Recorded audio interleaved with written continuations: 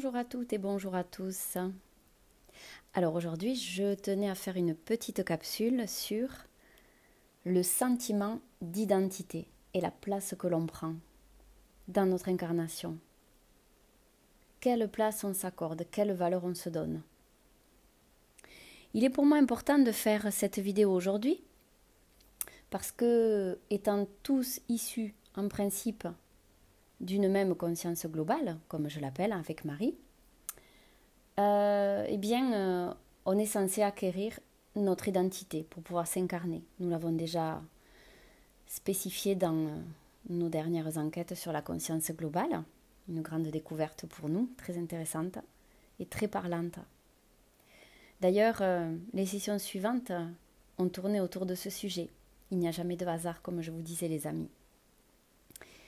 Alors voilà, issu de cette conscience globale, lorsque nous arrivons à acquérir notre propre identité pour accomplir notre incarnation, ce qui n'est pas toujours le cas, mais qui peut se rattraper, eh bien, on doit être qui on est, soi-même, dans cette incarnation, avec notre plan d'incarnation. On doit se démarquer, être soi-même. C'est l'objectif quand on vient ici. Être authentique. Se laisser guider par notre propre créativité, par notre conscience, par ce qui vibre en nous, par ce qui a du sens. Et là me vient l'exemple d'un élève à l'école, par exemple, lors d'un contrôle, qui va tuster sur la copie du voisin. Vous vous souvenez, vous avez tous fait ça, j'imagine, les amis. Personnellement, ça m'est arrivé aussi. De loucher sur la copie du copain, pour voir ce qu'il a écrit et recopier exactement la même chose. Mais quand on est enfant, c'est normal de faire ceci, on se construit.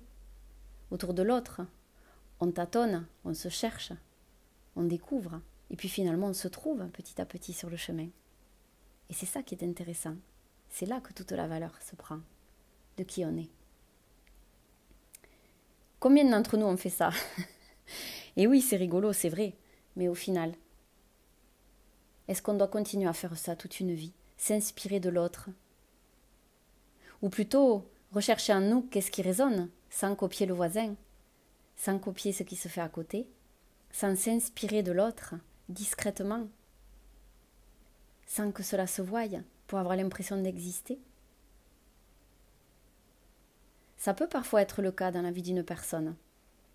Elle copie sur les autres, elle s'inspire, elle prend des morceaux de ci, de là, et puis elle modifie le texte, elle modifie un peu les images, elle modifie l'intonation. En tout cas, elle s'inspire de l'autre, c'est très flatteur pour l'autre personne. Mais en attendant, où est sa propre créativité? Où est sa propre inspiration? Cela ne doit pas durer longtemps, cela doit durer l'espace d'un instant peut-être. L'idée, c'est de manifester vraiment notre propre créativité, ce qui vibre en nous, ce que chaque cellule vibre, ce qu'elle doit transmettre dans cette incarnation, ce qu'elle a à voir, à expérimenter, à partager, à diffuser aux autres. Qu'est-ce qui bouillonne en nous, en chacune de nos cellules, en notre conscience, en notre être le plus profond, issu de l'origine, issu de cette conscience globale de laquelle nous sommes issus? Qu'est-ce que nous avons à apporter? Quel grain de sable pouvons-nous amener ici? Quel grain de sel pouvons-nous ajouter pour faire ce petit bonhomme en pâte à sel issu du collectif? Parce que le collectif est important, nous pouvons créer à travers les autres. Nous sommes le miroir des autres, ils sont notre miroir. C'est là que la créativité se met en marche, qu'elle prend place, qu'elle prend toute sa valeur et toute sa magnificence. Alors les amis, qu'est-ce que je vais pouvoir conclure là-dessus? J'ai plusieurs questions à vous poser, qui vont vous faire réfléchir sur votre position, qui vont peut-être vous faire avancer, vous questionner sur des choses que vous n'aviez pas vues avant, parce que c'est grâce à l'autre qu'on arrive à voir ce qu'il y a en nous, au plus profond de nous. On a parfois du mal tout seul à voir l'entièreté du tableau, on voit juste un petit point du tableau, et c'est juste, puisqu'on est au milieu de ce tableau, comment le voir en entier? On se doit de prendre du recul. Alors justement, j'ai quelques petites questions donc. Est-ce que vous êtes dans votre créativité? Est-ce que vous vous écoutez? Est-ce que vous savez manifester en vous cette beauté qui ne demande qu'à émerger? À sortir des sentiers battus, sans copier l'autre, sans copier le copain, le voisin, une personne de votre entourage, une personne de votre milieu professionnel. Êtes-vous capable de créer sans copier? Êtes-vous en mesure de faire ceci? Ou pas encore? Et ce n'est pas une critique, mes amis. C'est juste pour savoir comment vous vous positionnez par rapport à tout cela. C'est important que vous fassiez un petit retour sur vous-même. J'aime bien vous faire réfléchir, ça me plaît de vous voir, vous positionner. J'adore ça même.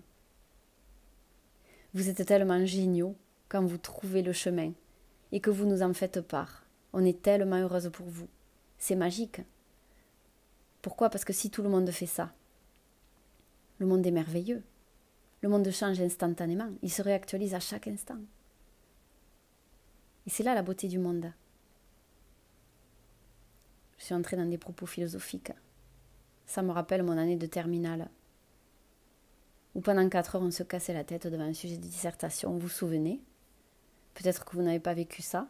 Moi je m'en souviens très bien. Si ça plaisait pas au prof, on se prenait un 5 sur 20. Et bien là c'est vous qui vous notez, les amis. C'est pas un prof, c'est vous-même. C'est vous qui vous évaluez. Les autres sont juste là pour vous mettre en lumière la magnificence qu'il y a en vous qui n'est pas encore manifestée et qui ne demande qu'à émerger. Vous voyez? J'ai rien préparé dans cet audio, tout vient naturellement, comme d'habitude. Alors voilà. Le meilleur conseil que je puisse nous donner, c'est de laisser parler notre créativité. Soyons nous-mêmes. On n'a pas besoin de copier les autres. On vaut tellement mieux que ça, on vaut tellement plus. Pourquoi se réduire à une copie qui existe déjà? Vous voyez? Ce sera une pâle copie, ce ne sera pas notre magnificence. On est tellement plus au-dessus de ça. Donc mon message du jour, les amis, c'est laissez parler ce qu'il y a en vous. Faites-vous confiance. Manifestez votre créativité. Soyez vous-même. N'ayez pas peur de sortir des sentiers battus. Exprimez-vous. Certes, adaptez-vous au cadre dans lequel vous évoluez. Adaptez-vous à la personne. Dites les choses. Mais essayez de ne pas être dans la colère, dans la rancune. Je sais, c'est pas facile. Je confirme. Mais essayez le plus possible d'être bienveillant déjà pour vous-même, envers vous-même. Sans vous mettre en colère déjà, c'est un premier pas que vous faites pour vous. Vous vous faites un cadeau. Vous essayez de trouver l'équilibre. C'est bien de se mettre en colère, certes, c'est porteur. Parfois, ça nous fait appuyer sur start. Mais il ne faut pas que ça devienne une habitude, un cercle vicieux, une récurrence. Il faut que ce soit ponctuel et que ça vous permette de faire un bond en avant. La plupart du temps, il faut être dans cet équilibre émotionnel. Si vous arrivez à le gérer, c'est parfait. Cet équilibre où vous allez arriver à dire les choses, à être vous-même au milieu des autres, devant l'autre. Simplement être vous-même, oser dire les choses telles qu'elles sont. Gentiment, calmement, avec bienveillance. S'il faut vous mettre en colère, faites-le. Mais que cela ne soit pas une habitude. Apprenez à dire les choses de manière plutôt bienveillante, plutôt correcte. Non pas avant tout pour l'autre, mais pour vous. Pour que vous appreniez à être dans cette gestion émotionnelle, équilibrée, comme le mental. Les deux doivent être en équilibre. C'est vers ça qu'il faut tendre, vers cet équilibre. Quitte à ce que ça explose des fois, c'est tout à fait humain et c'est juste que ça explose. Mais voilà, d'une façon générale, trouvez cette pondérance, vous voyez? Être au milieu de tout cela. Pas se laisser emporter par le chaos émotionnel. Voilà, arriver à dire les choses sans blesser, sans vous blesser, sans blesser l'autre. Accepter l'autre tel qu'il est. Vous ne pouvez pas l'empêcher d'être qui il est. Et vous-même, soyez vous-même. Pareil, personne ne peut vous empêcher d'être qui vous êtes. Et c'est ce juste équilibre entre toutes choses qu'il faut arriver à maintenir le plus souvent possible. Même si parfois ça explose, même si c'est le tsunami. Ne culpabilisez pas, c'est juste. Parfois c'est nécessaire que la soupape éclate. C'est nécessaire que ça pète par moments. Mais voilà, d'une façon générale, visez cet équilibre, soyez vous-même. N'ayez pas peur de vous démarquer. Vous valez mieux qu'une copie de l'autre. Inspirez-vous de votre intérieur. C'est le plus important. Vous ne ferez rien d'une copie d'une autre personne, d'une inspiration. Vous en ferez quelque chose un temps limité. Mais c'est vous que vous devez manifester, votre propre vous. Voilà les amis, je vais vous laisser sur ces petites réflexions du jour. Et j'espère qu'elles vous seront utiles. Merci pour votre fidélité. Et je vous le redis, vous êtes géniaux. Ne changez rien, continuez sur ce chemin. Vous êtes sur la bonne voie.